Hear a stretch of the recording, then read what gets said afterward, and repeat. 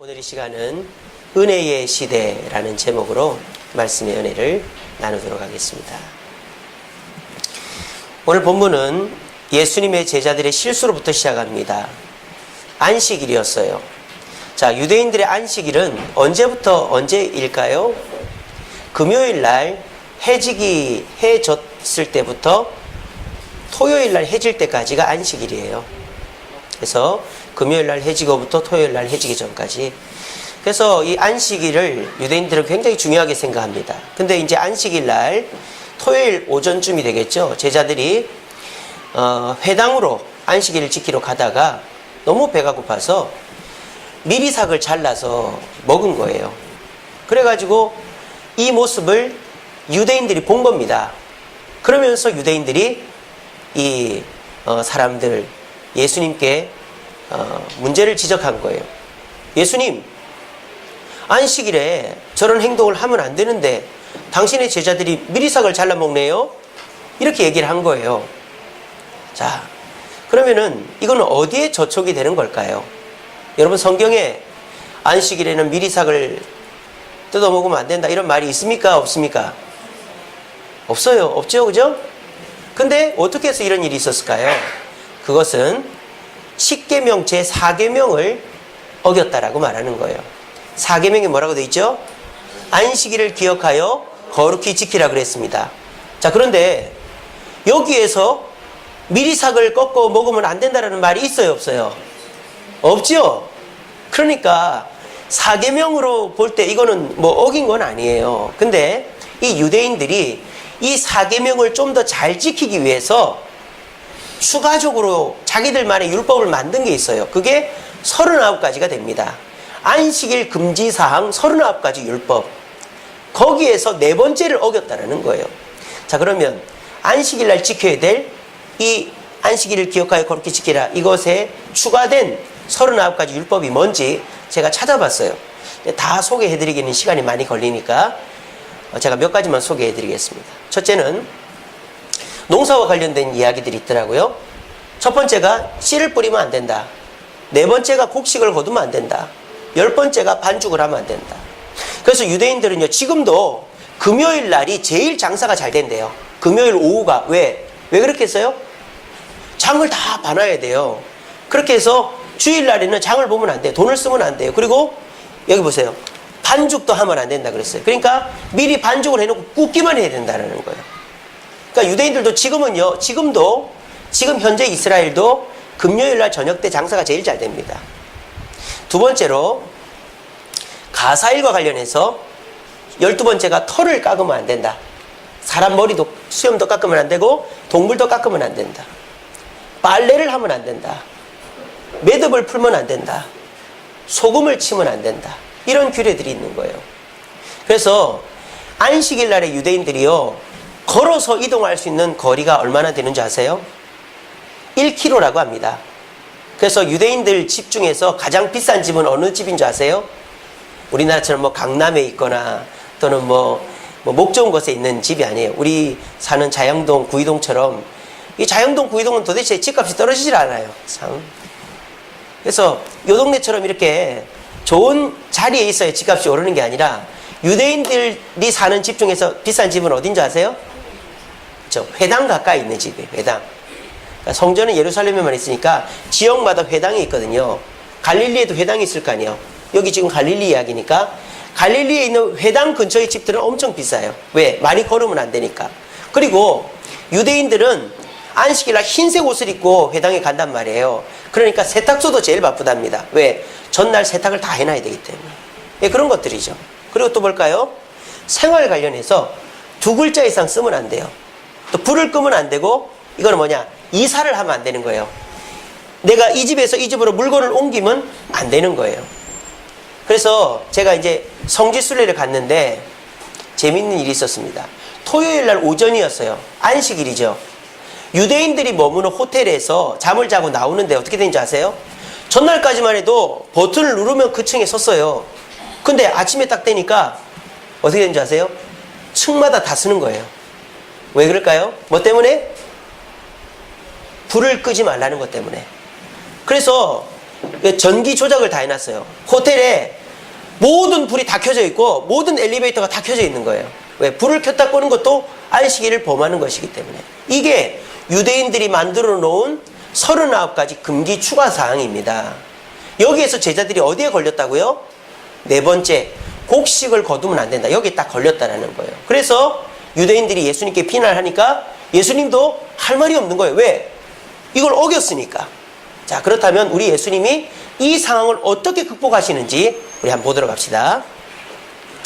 자, 여러분, 우리가 먼저 봐야 될 것은 우리 예수님은 율법을 다 없애버리려고 오신 분이 아니에요. 우리는 예수님을 잘못 오해하기를 투쟁하시고 정복하시고 유대인들을 다 미워하신 분이라고 생각하는데 그렇지 않습니다. 마태복음 5장 17절 말씀이 뭐라고 되어 있죠? 내가 율법이나 선지자를 폐하러 온 줄로 생각하지 말라. 폐하러 온 것이 아니라 뭐 하러 왔다? 완성시키러 왔다는 거예요. 그러니까 여러분, 오늘 이 사건을 예수님과 유대인의 대결 구도로 보면 안 돼요. 아시겠죠? 이거는 예수님께서 유대인들에게 뭐 하는 거다? 설명하는 거로 이해하셔야 됩니다. 뭘 설명하는 거예요? 내 제자들이 실수했지만 이거를 너희들이 이해해줘야 되는 거에 대한 설명을 해주는 자리예요. 아시겠죠? 지금 이거는 예수님 유대인들과 싸우는 게 아닙니다.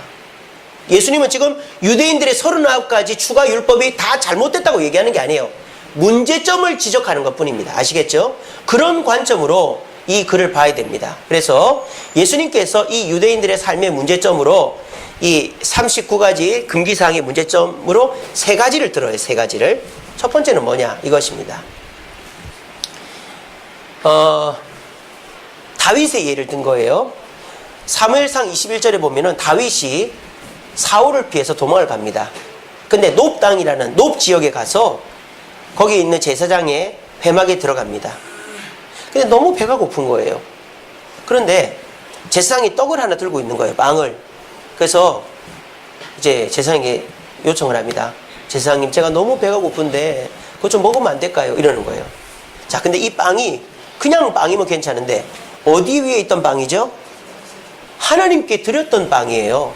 이걸 진설병이라 그러죠. 그래서 이 진설병은 하나님께 드렸다가 거두은 거예요. 그러니까 이제 가져가는 거죠. 이거는 누구만 먹을 수 있어요? 제사장만 먹을 수 있습니다. 이건 율법입니다. 이건 유대인들이 추가로 만든 게 아니라 하나님이 법으로 정해놓은 거예요. 그러니까 이걸 먹으면 하나님의 법을 어기는 것이 되는 겁니다. 근데 다윗은 이걸 먹었어요? 안 먹었어요? 먹었단 말이에요. 그런데 유대인들 중에 다윗이 이 하나님의 떡을 제사장도 아닌데 먹었다는 것에 대해서 비난하거나 정죄하는 사람이 있을까요? 없을까요? 아무도 없어요. 왜 그런지 아세요? 이 다윗은 유대인들에게 가장 존경받는 사람이기 때문에. 예수님께서 왜 다윗의 이야기를 꺼냈을까요? 아다르고 어다르라는 거예요.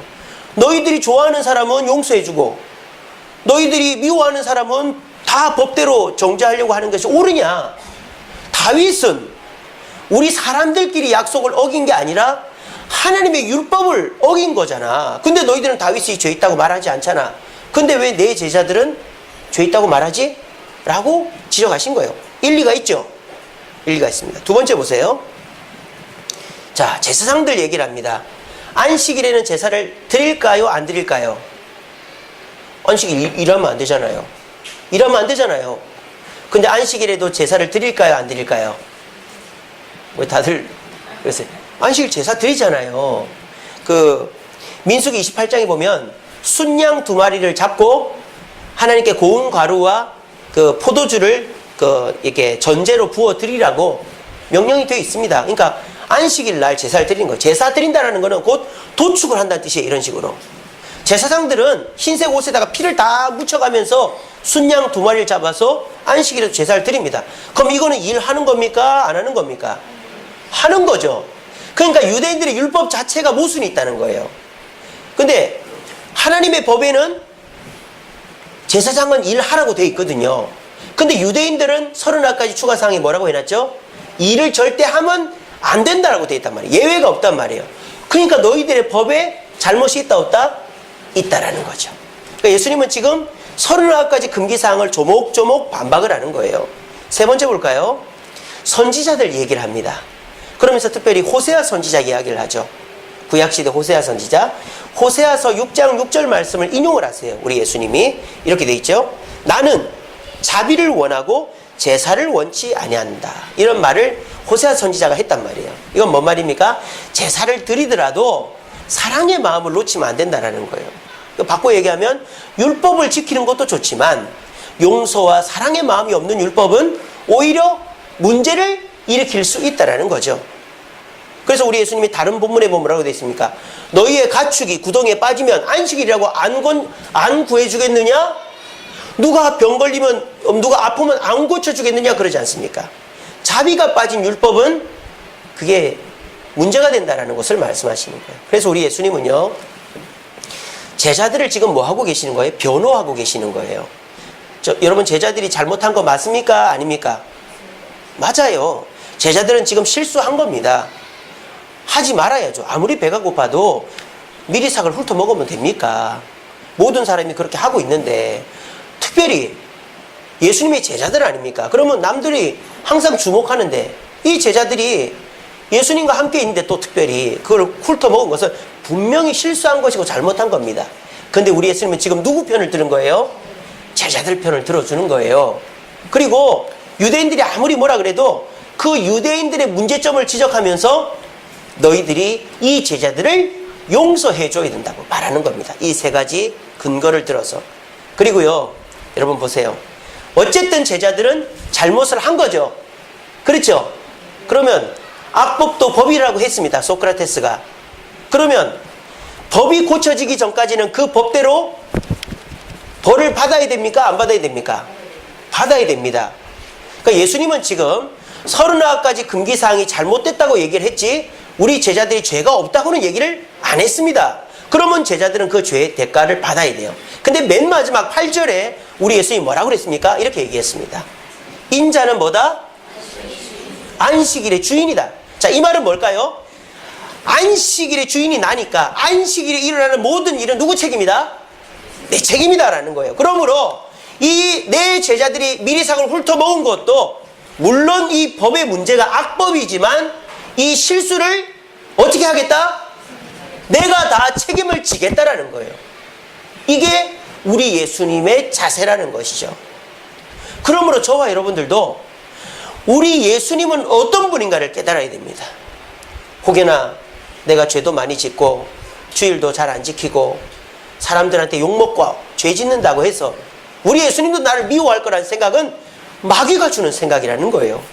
우리 예수님은 여러분들이 잘하든 못하든 큰 죄를 짓든 항상 여러분들 편에서 여러분들을 돕고 사랑하고 책임져 주시는 분이라는 사실을 믿으시는 저와 여러분들 되시기를 간절히 바랍니다.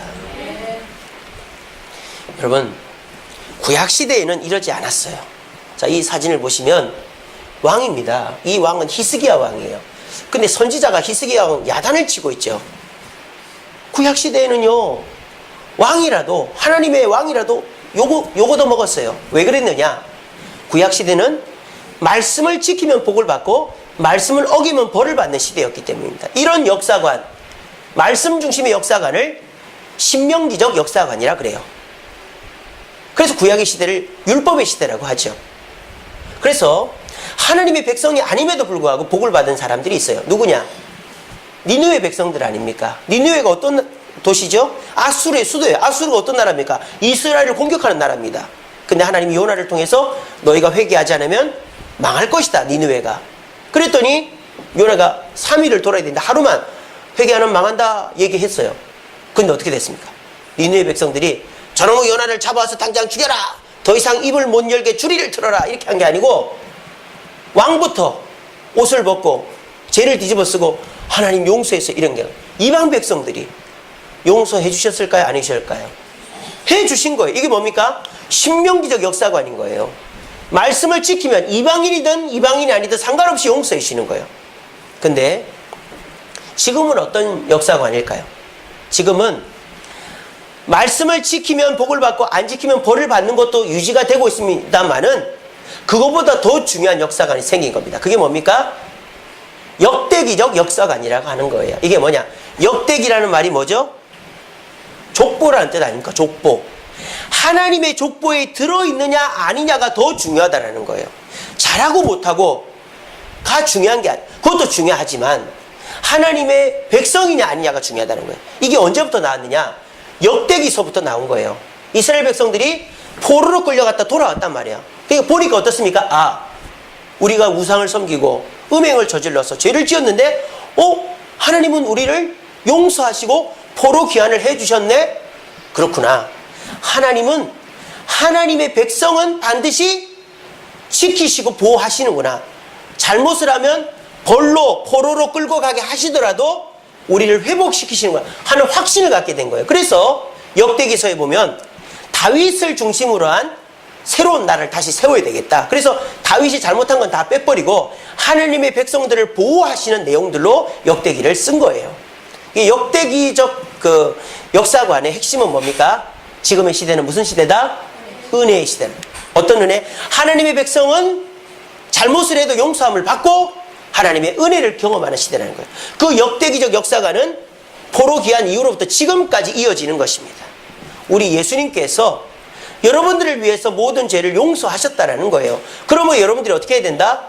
그 예수님을 믿고 예수님 안에만 있으면 우리가 잘하고 못하고 보다 더 중요한 것이 예수님 안에 있으면 우리 예수님이 우리를 은혜로 붙잡으시고 역사하신다는 것입니다. 여러분 생각해 보세요. 지구상에서 일을 제일 열심히 하는 사람들이 누굴까요? 저 동남아시아, 저 아프리카에 있는 사람들 보면 얼마나 고생하는지 몰라요. 제가 얼마 전에 필리핀에서 금을 캐는 사람들 이야기를 봤어요.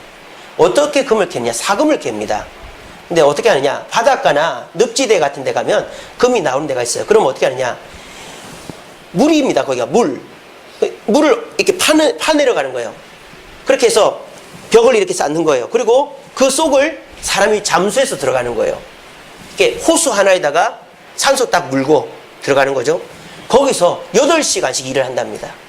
그래 하다가 그 물속이니까 이 벽이 튼튼하지 않을 거 아니에요. 벽이 우르르 무너지면 어떻게 돼요? 그 사람 죽는 거예요. 그게 죽은 사람이 많대. 그런데 그렇게 하루 종일 일해서 쌀 한 포대 사간답니다. 그렇게 열심히 일하는데 그 사람들은 쌀 한 포대 얻는 거예요. 근데 어떻죠? 우리나라, 미국 생각해보세요. OECD 국가들 생각해보세요.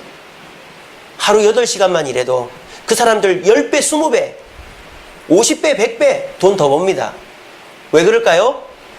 일을 열심히 하고 안 하고 잘하고 못하고 보다 더 중요한 게 뭐예요? 어디에 소속되어 있는가 하는 거예요. 그러니까 사람들이 우리나라로 와서 시민권 얻으려고 하고 미국 이민 가려고 하는 거예요. 이게 다 뭐죠? 사실은 잘하고 못하는 것도 중요하지만 어디에 소속되어 있는가가 더 중요하다는 거예요.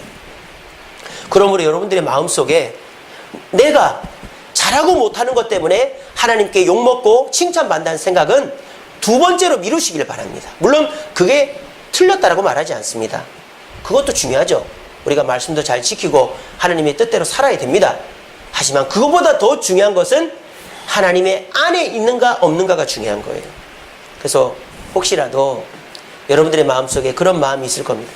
내가 주일도 잘 못 지키고 내가 나쁜 습관도 못 고치고 내가 잘 싸우기도 하고 본이 못 되는데 나 같은 사람 우리 주님 사랑하시겠나? 나 같은 사람 신앙생활 할 자격이 있나? 그런 생각 하시죠? 여러분 그런 생각 절대 하지 마십시오. 여러분들이 잘하든 못하든 우리 주님은 여러분들의 편을 들어주시고 여러분들을 자녀로 인정하시며 주님 안에만 있으면 축복을 주시는 줄로 믿으시길 바랍니다. 혹여라도 내가 주일도 안 빠지고 봉사도 잘하고 헌금도 많이 하니까 나는 주님께 복을 받아야 돼.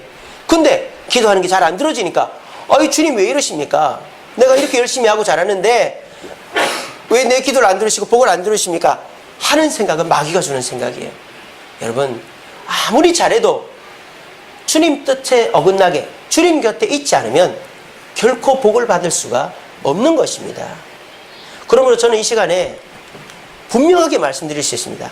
여러분들이 살아오면서 이번 한 주간 살아오면서 제일 잘한 것은 오늘 주일날 이 예배당에 나오신 거예요. 왜? 주님 안으로 왔기 때문입니다.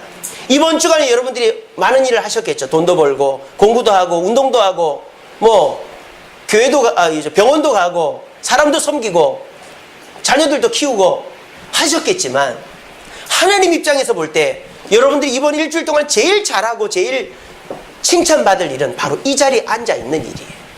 왜? 지금은 은혜의 시대, 주님 안에 있는가 아닌가가 정말 중요한 시대이기 때문입니다. 그러므로 우리가 무엇에 힘써야 되는 줄 알아요? 이제 마지막 시대예요. 제가 지난 주일날 주의 날 설교했잖아요.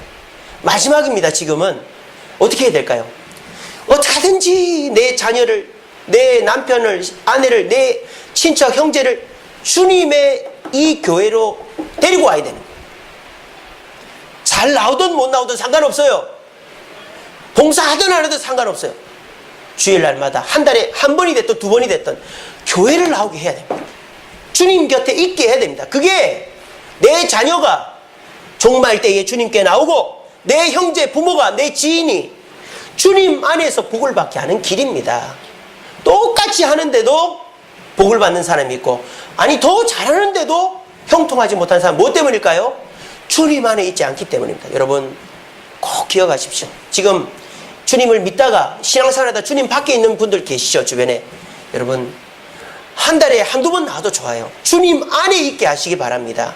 주님께 나오게 하시기 바랍니다. 여러분 자녀들, 여러분의 친척들, 부모들, 그렇게 해서 우리에게 중요한 것은 신앙생활 열심히 하고 봉사 많이 하는 것도 중요하지만 더 중요한 것은 주님 안에 있게 하는 것이다.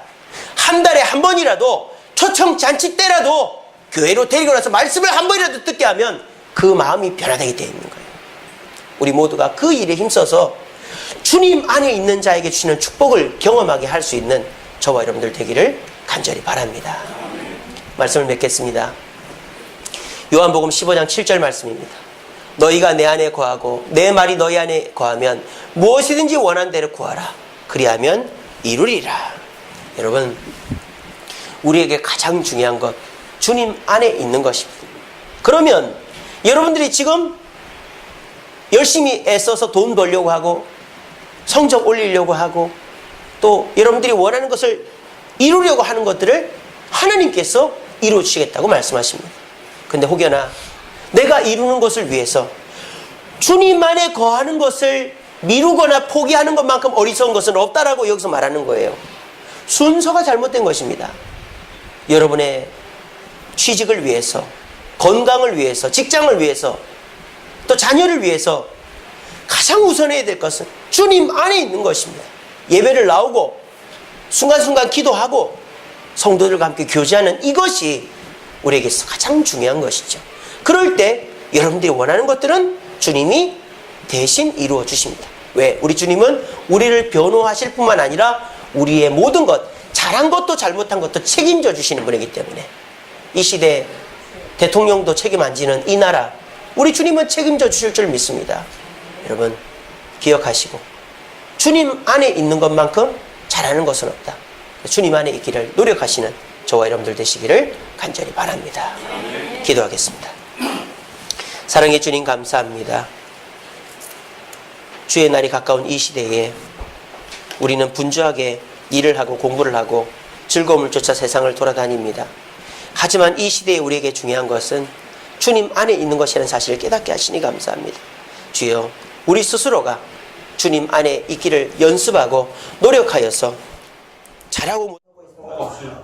주님 안에 있으므로 하나님의 축복과 은혜를 누리는 우리 온 성도들이 될 수 있게 도와주시옵소서. 무엇보다 내 살아가는 남편과 아내, 자녀, 지인, 형제들, 주님 안에 있지 못하는 자들을 주님께로 인도하여 그들이 주님 안에 있어서 누리는 축복을 경험할 수 있도록 인도해 줄 수 있는 우리들의 삶이 될 수 있도록 도와주시옵소서. 예수님 이름으로 기도합니다.